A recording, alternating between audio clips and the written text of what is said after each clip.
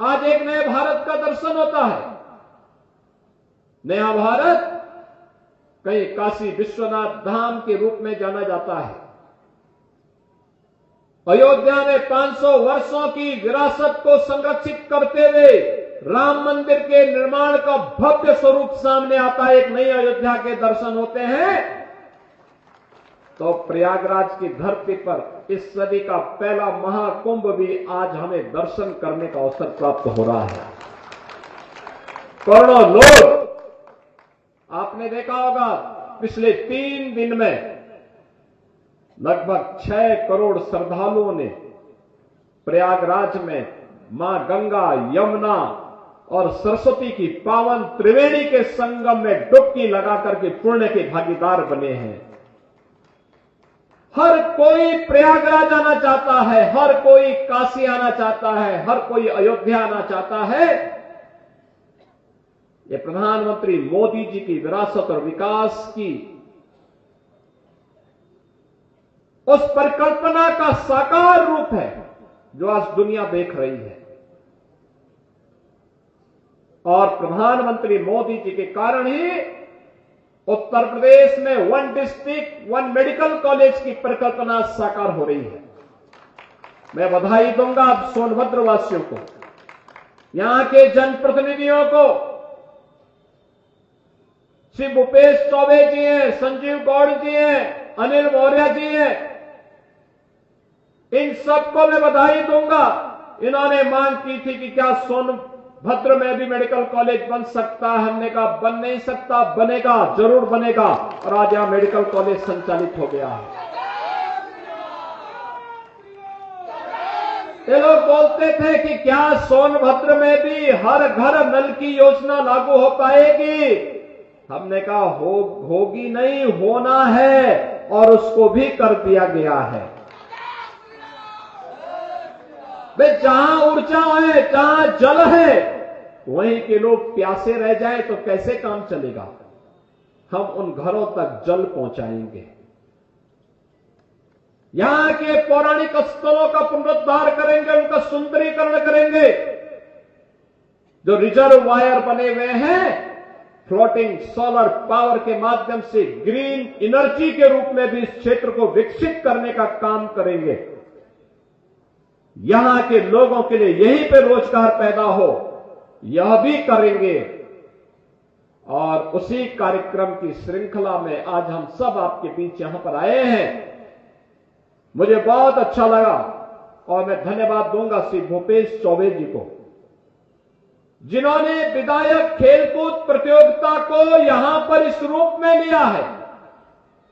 युवा तो हैं, छात्र छात्राएं तो हैं, सीनियर सिटीजन भी इस कार्यक्रम का हिस्सा बने। कितना मनोरंजन का खेल था जब रस्साकसी का खेल अमृत खेल के रूप में 60 साल से ऊपर के लोग उस रस्साकसी के साथ जुड़े थे। कितना मनोरंजन भी था, साथ साथ एक शक्ति की सामर्थ्य दिखाने का एक अवसर भी था। जीवन केवल घुट घुट करके जीने के लिए नहीं होता है। जीवन का मतलब जीवंतता होती है। इसमें ज्ञान भी है, परिश्रम भी है और मनोरंजन भी है। ये सब एक साथ मिलेगा। प्रकृति के साथ हम जीने के आदी होंगे तो स्वस्थ रहेंगे, दीर्घजीवी बनेंगे, और यही तो जीवन है। ईश्वर की सर्वश्रेष्ठ कृति के रूप में मनुष्य है तो अब प्रमाणित भी होना चाहिए। और मुझे बहुत अच्छा लगा, यहां पे दोनों प्रतियोगिताओं को हमने देखा। देखिए बालिकाओं ने कितना अच्छा कबड्डी का प्रदर्शन किया। रावणसगंज और नगवा की बालिकाओं की टीम कितने मजबूती के साथ यहां पे खेल रही थी। जो अमृत खेल रस्साकसी के रूप में सीनियर सिटीजन खेल रहे थे, कितना अच्छा था। यह होता है, समाज की जीवंतता इससे बनती है। और यह प्रतियोगिता निचले स्तर पर प्रारंभ हुई, ग्राम पंचायत, न्याय पंचायत, ब्लॉक, और वहां से होते होते फिर यहां पर, और उसमें भी मुझे बहुत अच्छा लगा कि खेलकूद की प्रतियोगिताओं में यानी कुल 11,000, आप आश्चर्य करेंगे कि कुल 11,000 खिलाड़ी प्रतिभाग बने थे। 11,000,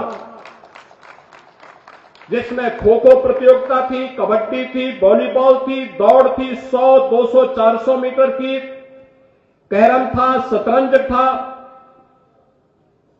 अमृत खेल, रस्साकसी।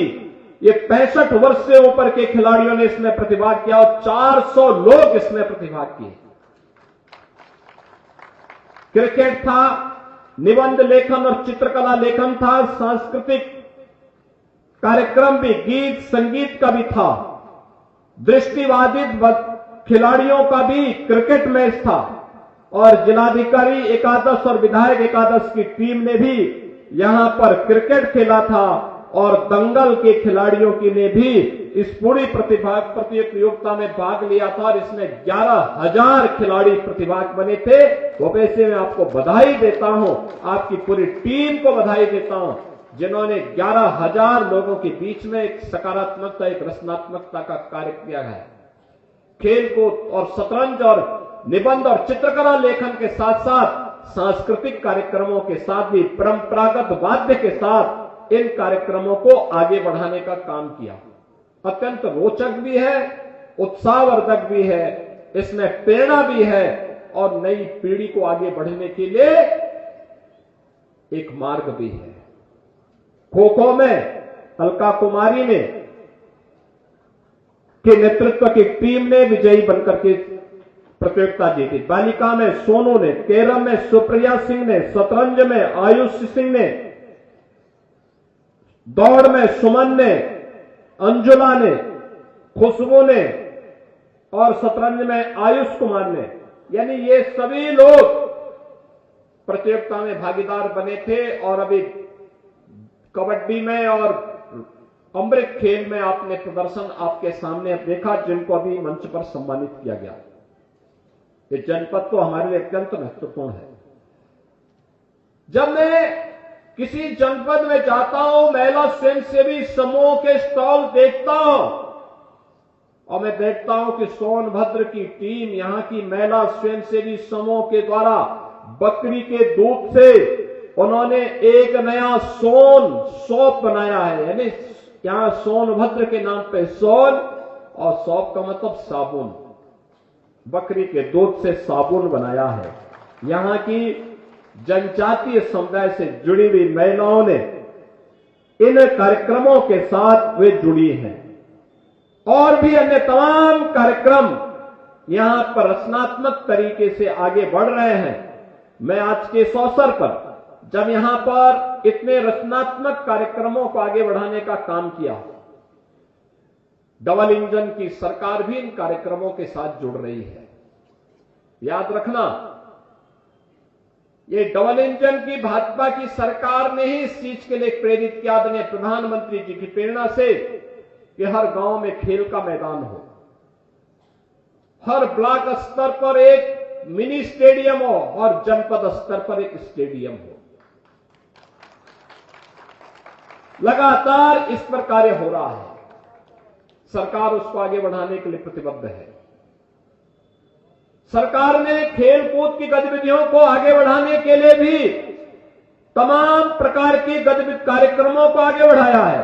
खासतौर पर ओलंपिक में, अगर ओलंपिक में कोई स्वर्ण पदक एकल गेम में जीतता है तो उत्तर प्रदेश सरकार उसको अलग से 6 करोड़ रुपए देती है। रजत पदक जीतती है तो 4 करोड़ और कांस्य पदक पर 2 करोड़ रुपए सरकार देती है।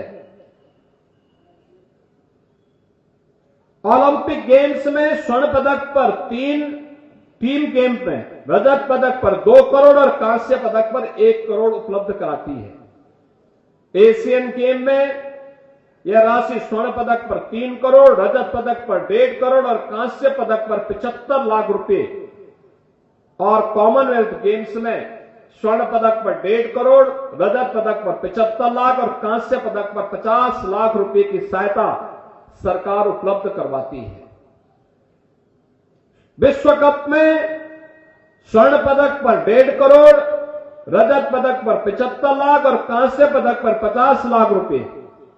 और ओलंपिक में प्रदेश का कोई खिलाड़ी प्रतिभाग करता है तो उसे 10 लाख रुपए उस खिलाड़ी को हम राज्य सरकार के द्वारा वहां पर प्रतिभाग करने के लिए प्रोत्साहन सहयोग देते हैं। कॉमनवेल्थ, एशियन गेम्स, विश्व चैंपियनशिप में 5-5 लाख रुपए की सहायता हम खिलाड़ी को अलग से देते हैं। आज के इस अवसर पर मुझे बताते हुए प्रसन्नता है कि खेल भी अपने आप में एक कैरियर है। जो खिलाड़ी इन प्रतियोगिताओं में सफलता पूर्वक आगे बढ़ते हैं, हम उन खिलाड़ियों को फिर सम्मानित करते हैं, सरकारी नौकरी में भी जगह देते हैं। ओलंपिक में जीतने वाले खिलाड़ियों को, एशियाड और कॉमनवेल्थ में मेडल जीतने वाले खिलाड़ियों को हम लोग, या वर्ल्ड चैंपियनशिप में सरकार उन्हें मेडल जीतने पर सरकारी नौकरी भी देती है। आपने देखा होगा ललित उपाध्याय ओलंपिक में भारतीय हॉकी टीम के सदस्य थे, हमने उसको मेडल जीतने पर डिप्टी एसपी का पद सीधे दिया। राजकुमार पाल भारतीय हॉकी टीम के सदस्य, ओलंपिक में मेडल जीता टीम ने, हमने उसको डिप्टी एसपी का पद सीधे दिया। ऐसे ही कई खिलाड़ियों को हम लोगों ने इन पदों के साथ जोड़ा है और अब तक हम 500 से अधिक खिलाड़ियों को उत्तर प्रदेश पुलिस, खेल विभाग और अन्य तमाम विभागों में सरकारी नौकरी दे चुके हैं। इसके अलावा सरकार ने अर्जुन पुरस्कार, द्रोणाचार्य पुरस्कार, मेजर ध्यानचंद पुरस्कार, खेल रत्न पुरस्कार या खेल के क्षेत्र में पद्म पुरस्कार से सम्मानित होने वाले खिलाड़ियों को 20,000 रुपए प्रति माह हम उसे वित्तीय सहायता भी प्रदान करते हैं। वृद्ध, अशक्त और विकलांगग्रस्त राज्य खिलाड़ियों को 4,000 रुपए, राष्ट्रीय स्तर के खिलाड़ी को 6,000 रुपए और अंतर्राष्ट्रीय स्तर के खिलाड़ी को 10,000 रुपए प्रति माह वित्तीय सहायता भी सरकार देती है। और